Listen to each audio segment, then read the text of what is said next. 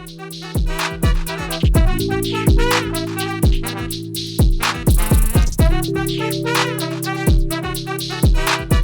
guys, welcome to this edition of Free Thinking with Montel, where it's your go-to podcast for living well and navigating life's ups and downs. I'm Montel Williams, your host, and today we're tackling something that affects millions of people around this time of the year: holiday depression. For some, the holidays can bring joy and connection and celebration, but for many others, it's a season filled with stress, loneliness, and even sadness. We call it the holiday blues. And while it seems like everyone else is having a picture perfect holiday, there are plenty of people out there that are feeling overwhelmed or a little left out. But don't worry, we're here to help. Because joining me today is my good friend, nationally renowned therapist, and expert on emotional resilience, Dr. Robi Ludwig. Dr. Robi has a knack for breaking down complex emotional challenges and providing realistic, actionable solutions. Dr. Robi, thanks so much for joining us today on Free Thinking. Oh my God, it's a pleasure. I always love being with you, Montel. I always love having you on the show too. I'm telling you, it's been incredible. We've known each other for what, 30 years? Oh my God. I don't want to say that. Did I say that? You launched my career.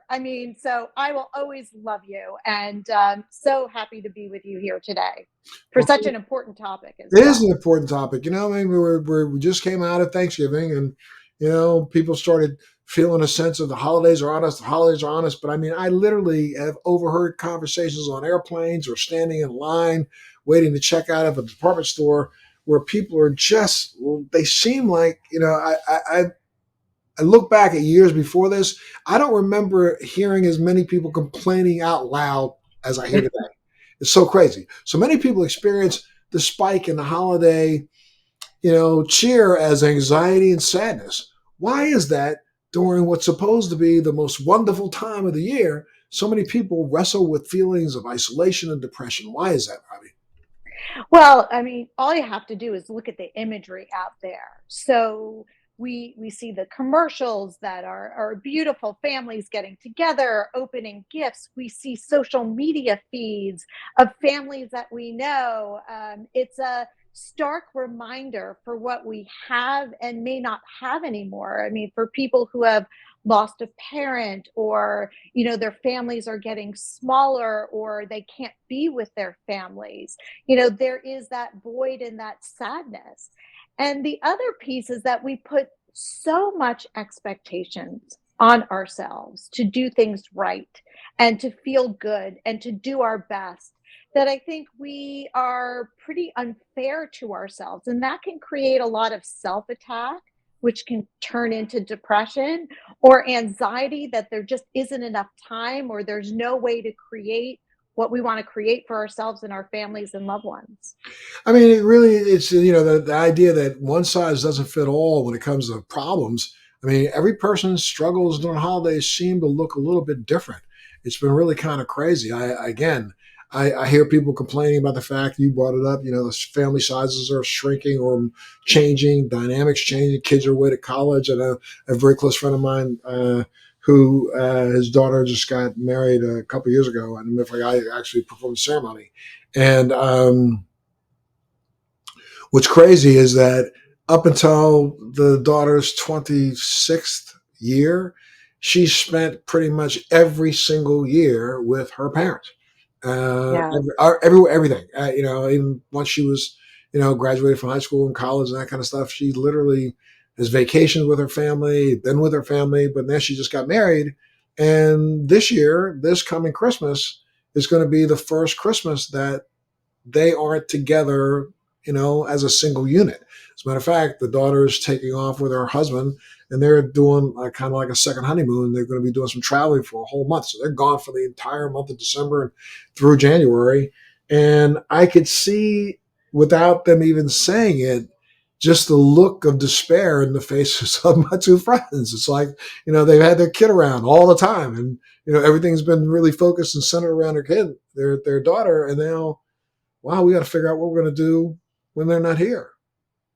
It's bittersweet, to good parenting, right? Because we raise our kids to be self-sufficient, to make good choices, to have their own lives, and then when they leave us, even temporarily, it feels we can feel that loss, and sometimes we don't wanna share, and it is hard for us to adjust to, different phases of parenting or just different phases of life.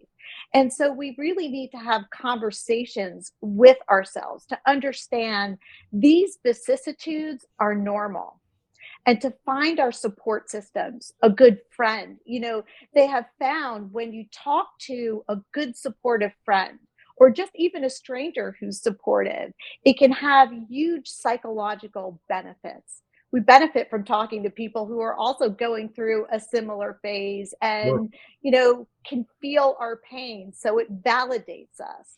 And so just to No, go ahead. yeah, no, I was just to know that this is part of the norm. I think what happens, we live in our own head. And so when we experience something that's uncomfortable or sad or a loss, we tend to feel victimized. It's very easy for us to go into that victim mentality and we lose sight of the fact that, maybe our reactions are really normal and the way we should be feeling. And in some cases, I mean, I think people must feel like, geez, I'm reacting to the stress, but nobody else reacts this way. But what people have to understand is that everybody has their own stress response. But what are some of the Yes. common responses that you see people have to this kind of a stress? Sometimes people imagine the worst case scenario. So they have a lot of anxiety around getting together with family or creating events. In some cases, they're just paralyzed by all the pressure.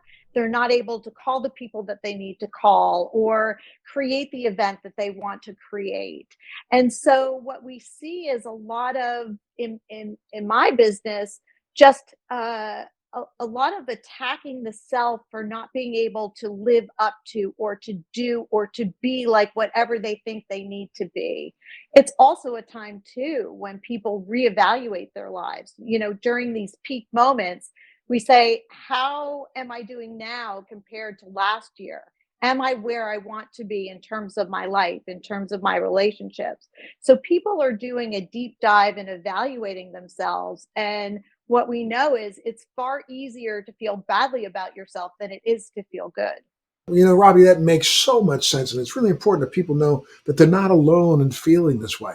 I'd like to share maybe a set of, some tips that, they were my living well tips, especially during the holiday season, to help folks proactively manage stress and avoid falling into emotional ruts. And I know you have a whole bunch of them. So let's go through a few of them. Mine are, one of the things I really think, especially during the holiday season, is really important that people who are feeling a little down. Let's say their children are coming back for the first time. Like in a case like me, I got four kids in four different states, which is crazy. I got the child lives in upstate New York, another lives in South Carolina, another lives in Las Vegas, and another one lives in Austin. And I can find myself not becoming depressed, but just a little maudlin over the fact that man, it's going to be tough to see them all this year, and because they all have their own things now, and I got to accept that.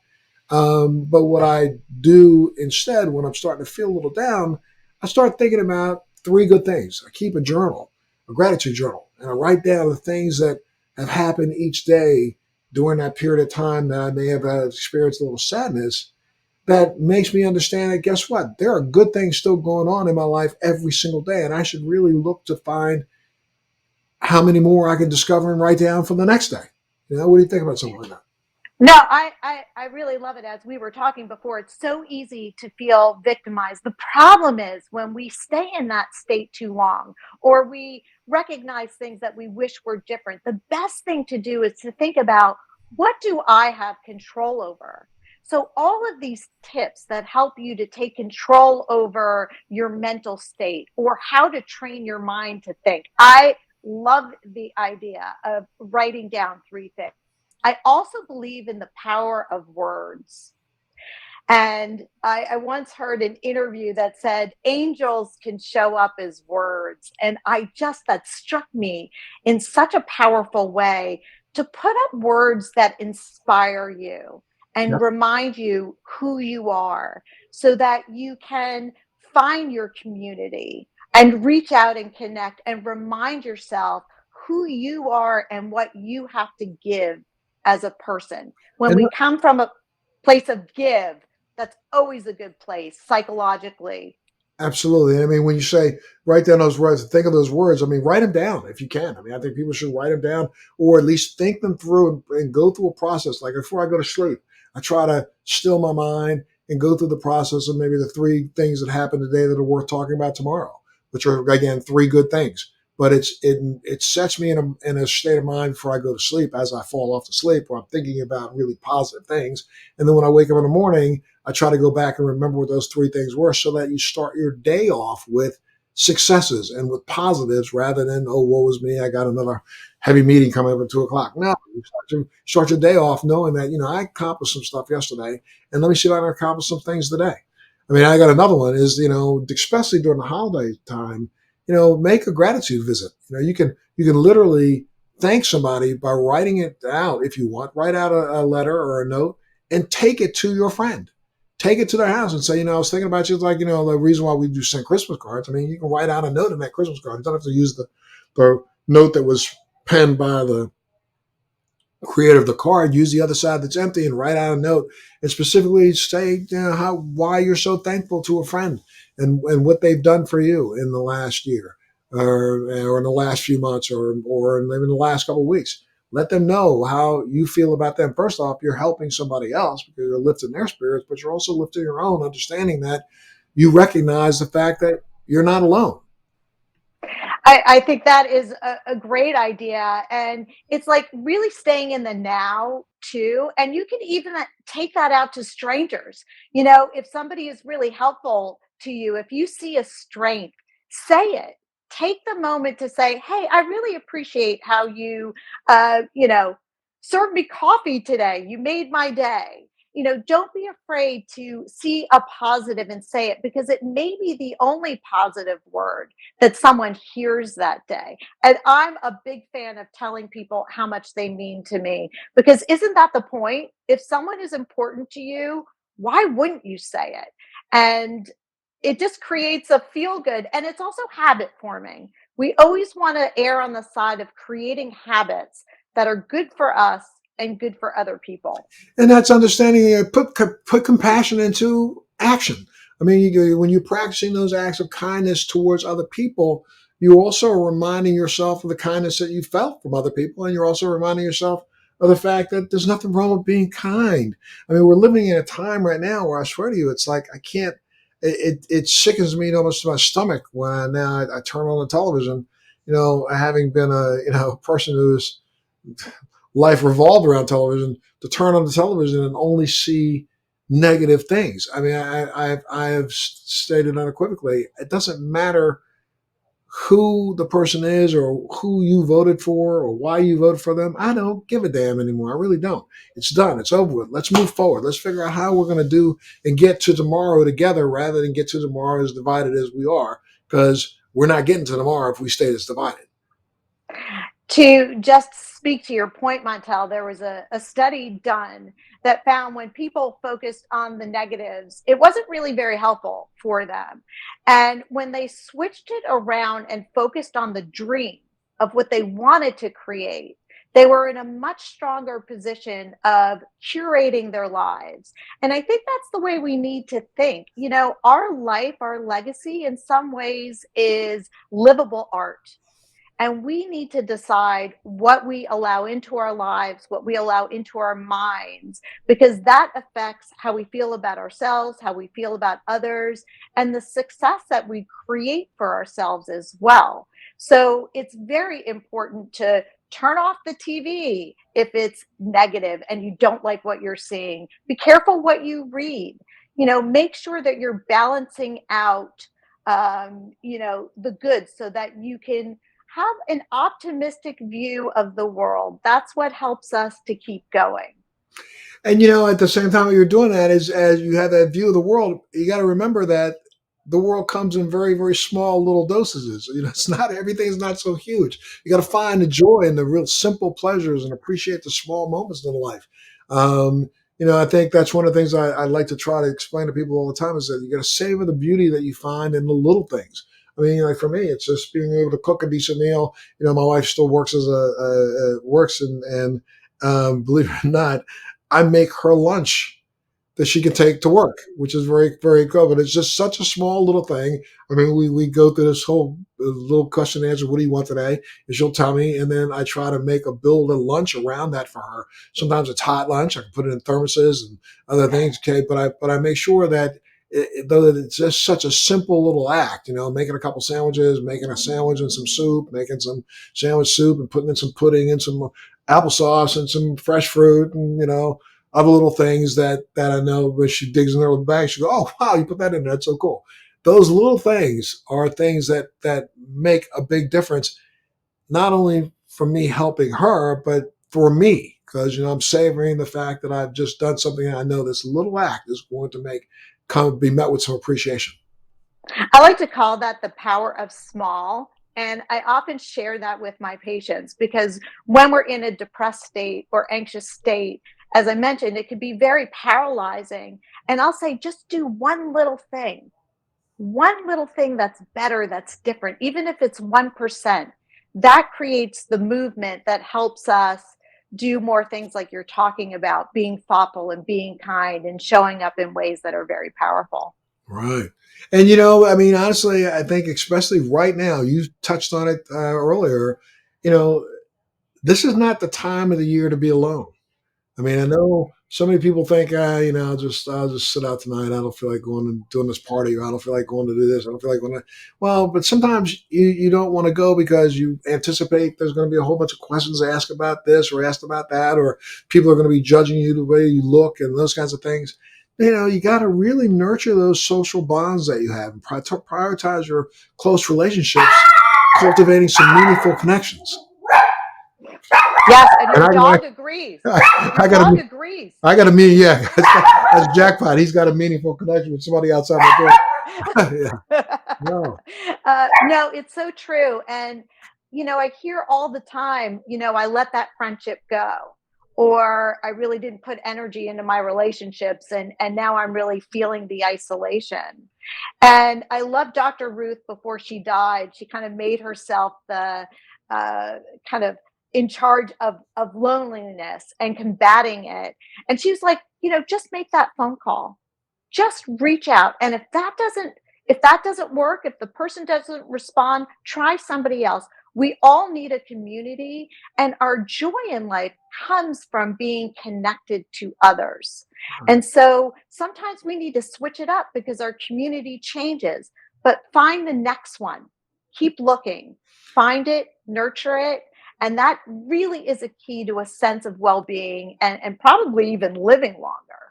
Absolutely. I got to tell you something out there. One of the biggest ones, I think, especially again during the holiday season. We look at holiday season. And a lot of people look at the week after Thanksgiving and look at their waistlines.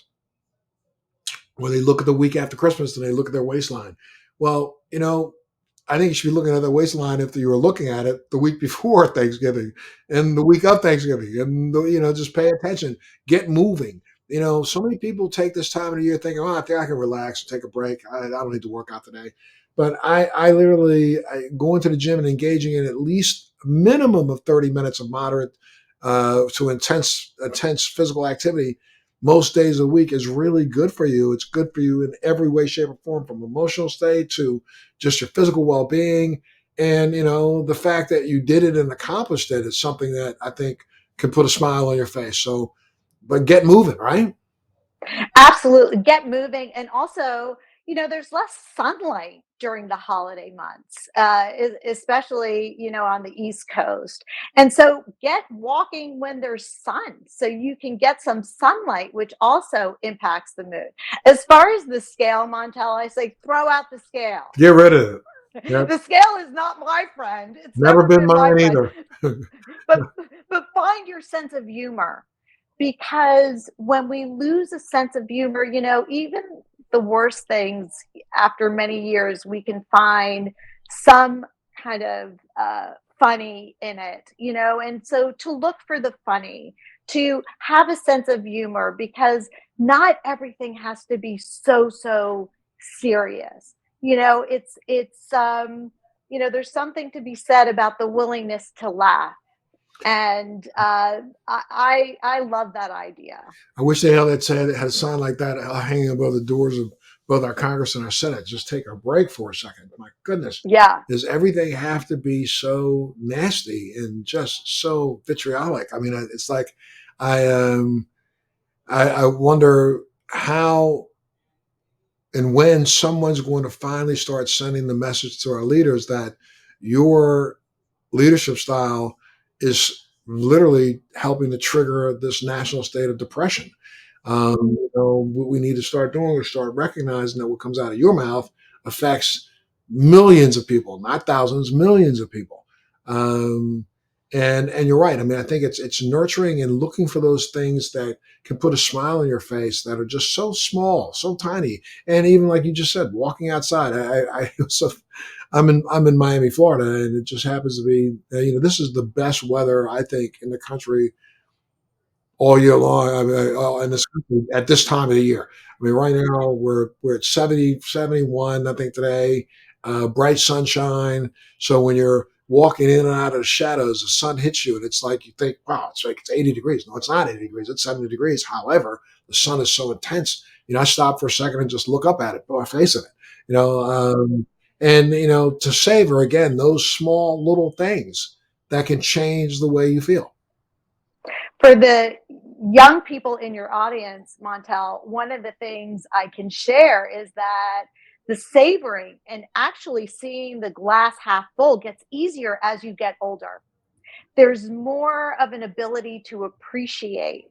And that part of our brain is growing and still developing. So that's something to look forward to. But of course, we can help it along by some of the strategies that we've talked about earlier, training your brain. But when you get older, there's less that one takes for granted. So when those beautiful moment happens, and when they happen, it's like you want to take a snapshot of it and honor it. Absolutely. And because I think maybe part of the reason why is as we get older, we remember how many times we just ignored something that was a snapshot. I mean, you Yeah, look back, you think back on your life. I look back and think back on just incredible memories that I had, but I things that I literally should have savored even more than I did back when I experienced them. It's never too late to go ahead and experience them again through photos and those kinds of things. However, you know, I didn't pay as much attention as wait, it's the moniker for every person in age who's aging. It's like right. I should have, I should have, woulda, coulda, and then you didn't. Well, now that you can get it done, right? Yeah. It's kind of the saying, I wish I knew then what I know now, Yes. and none of us do. So, but we can start today. And that's the really nice thing. And I share that with my patients. Start today. Right. Do it from here on in, Right. and create those rituals that spread joy, that help you to connect, that help you share those moments, that create legacies for those you love. And I think starting with intention is so important. Intention, preparation, because we are going to hit up against frustrations during the holiday season. Mentally prepare. How do you want to show up for those moments? Who do you want to be and show up as that person?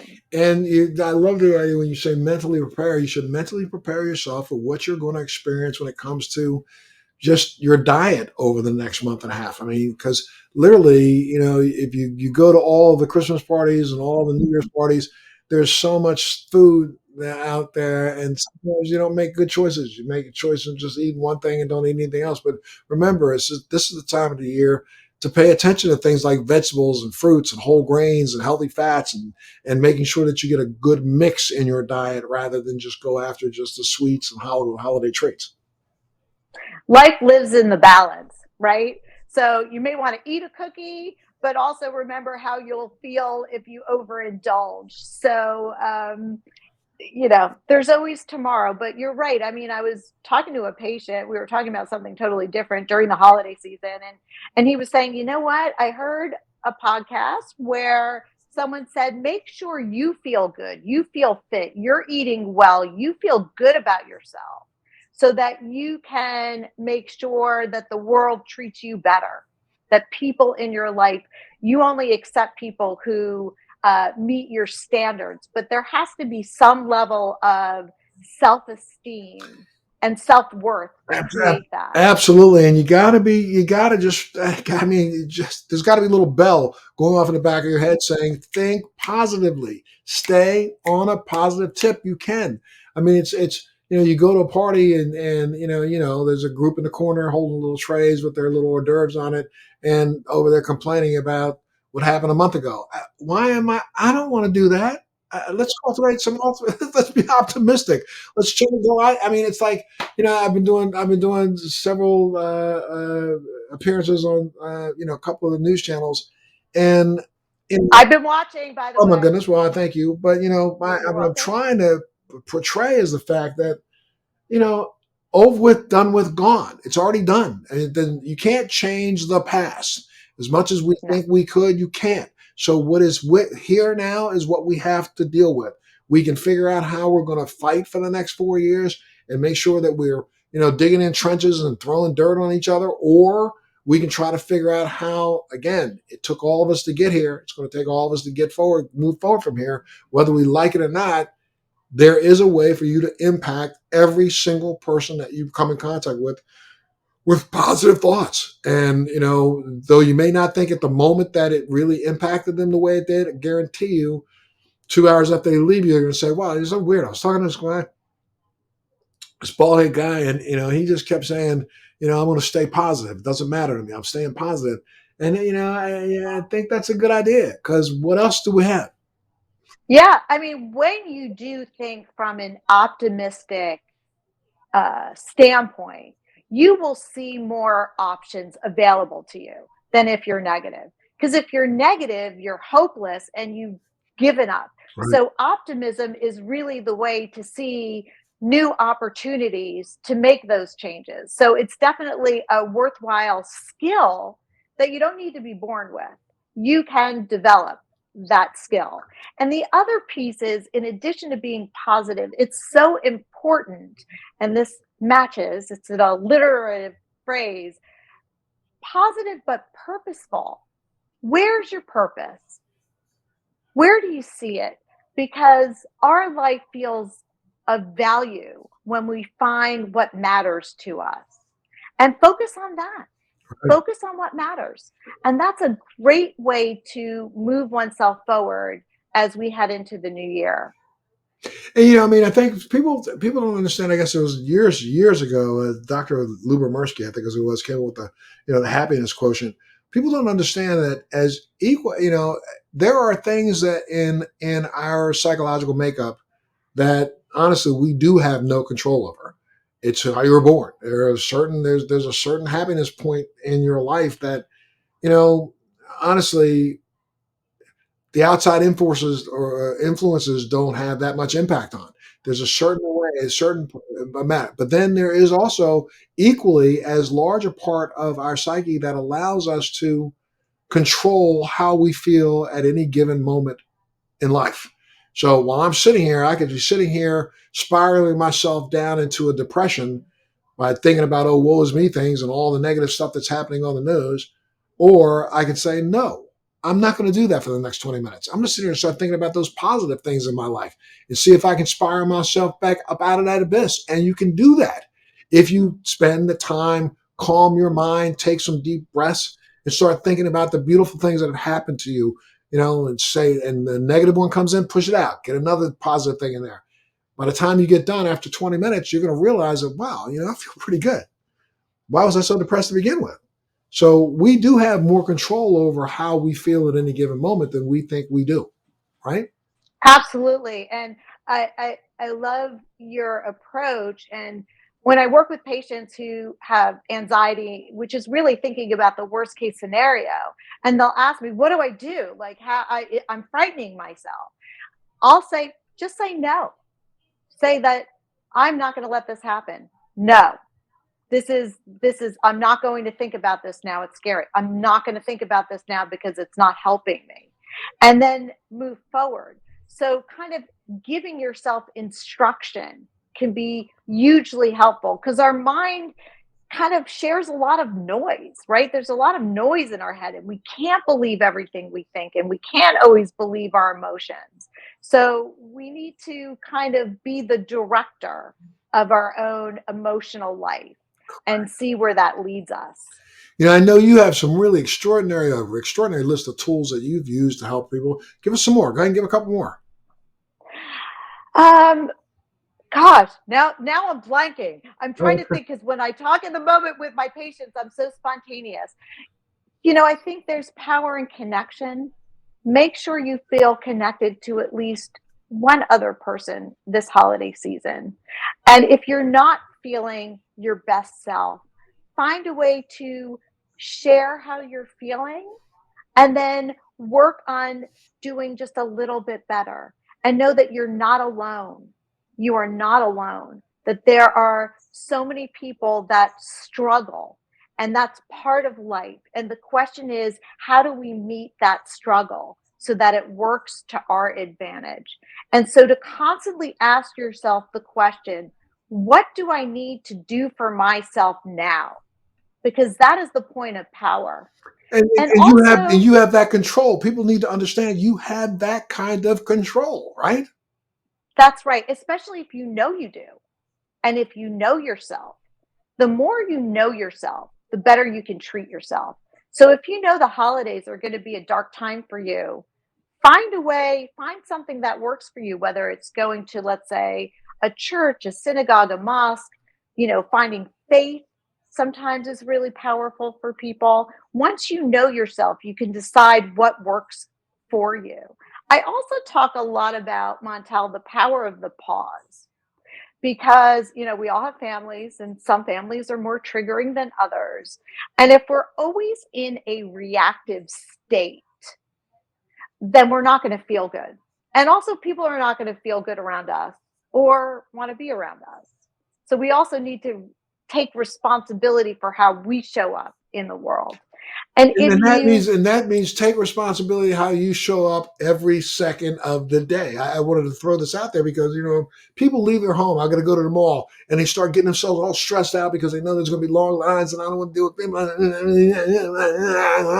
them. Stop for a second before you walk out that door. Calm down. Think to yourself. I know. Last year when I went to the mall, I went to the department store this time of the year. I got all spun up, got all mad, got angry. Man, I think I moved that lady out of the way. I grabbed the thing. Stop for a second and prepare yourself for social interactions. There's nothing wrong with you saying, calm down. Just calm down, calm down. Every time I start being triggered, I'm going to, you just said it the right way, that perfect phrase, take a pause. power in the pause and power in not taking things personally. It's so easy to do. I mean, I'm a very sensitive person because I use those sensitivities in my work. So it's almost like I have to hone my body to sense things. And it's very easy to say, "Oh, this person's attacking me," or "This person isn't treating me with respect," or asking offensive questions. It's not personal. Right. It's really not. It has to do with them, their triggers, their difficulty. If you could step away and try to see it as not about you, doesn't mean you have to hang out with this person. It registers differently because your ego's not involved. Yeah, I know, but people need to check themselves and count to three before they walk out the door and recognize there's nothing wrong with smiling. There's nothing wrong with being nice to people. I got to go interact. I think we were talking for a second or a break about the fact that I live in an area in near Miami. It's called Brickell, which I got to tell you, if I step outside right this second to go walk my puppy, you think you're downtown Manhattan. I mean, it is. They, as a matter of fact, they even call Brickell mini Manhattan because of the traffic and because of the foot traffic and the car traffic. However, recognizing that that's what's there, I can't change it. No matter what I want to do, I'm not changing it. Those cars are going to still be there whether Montel walks outside.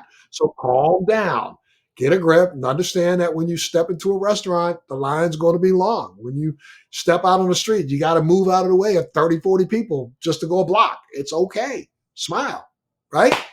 There's a lot to being prepared. And, Montel, you mentioned smiling. Even in New York City, when I smile, people smile back. You'd think I was living in a small town. So the power of the smile sends a message, I like you. And people do respond to that in kind. And that's I would tell you, I've recognized that in Manhattan and in New York recently because having lived there for so long, I can remember back when you didn't want to make that much eye contact with people walking down the street because they go, "What do you want?" But instead, now people seem to be have calmed down a little bit, even in Manhattan. It's true.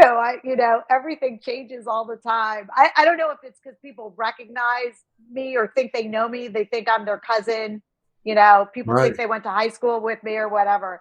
But it's if you can take that moment to pause, you could be more deliberate and you could be proactive.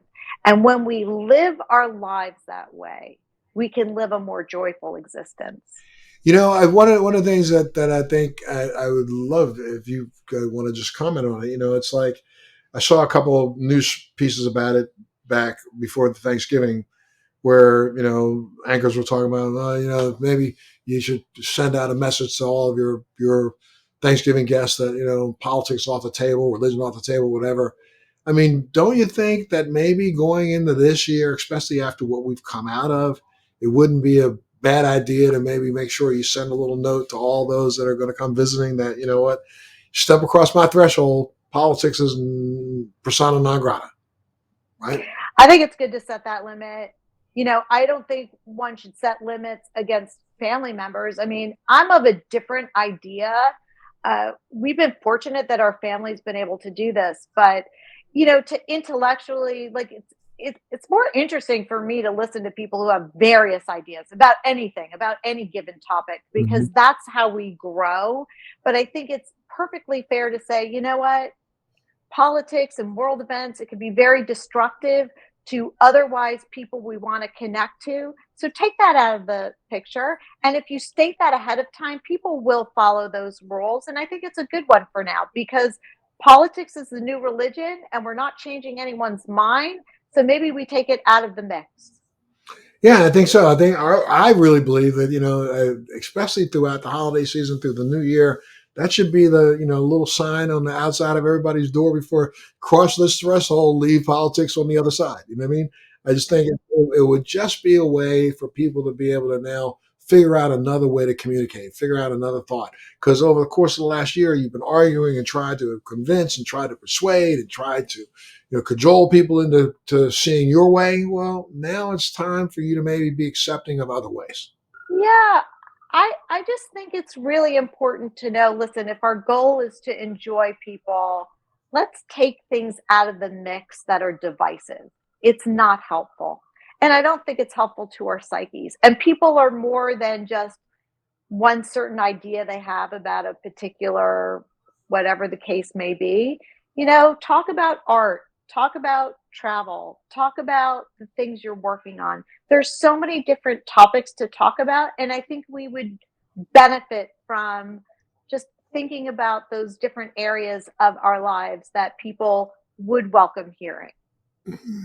This has been such an inspirational, inspiring kind of conversation, Robbie. I really thank you so much. If there's one thing, one more point that or one another thought that you'd like to add before we go, give me your final thought. Never give up on creating the life you want to live. Never give up. Be thoughtful about who you want to be and move in that direction, and you will get there. That's a fact. Absolutely. And to all our listeners out there, remember, you're not alone during the holidays, whether it's finding joy in the little things or reaching out for help when you need it. You have the power to take control of your emotional well being. Robbie, I can't thank you enough for being with us. I think one of the things I'd like to maybe throw out there for my final thought is to give yourself the gift of self compassion.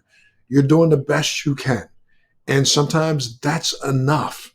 You don't have to do any more than that. So don't think that you're, somehow less than because you haven't done more than. Accept what you've already accomplished.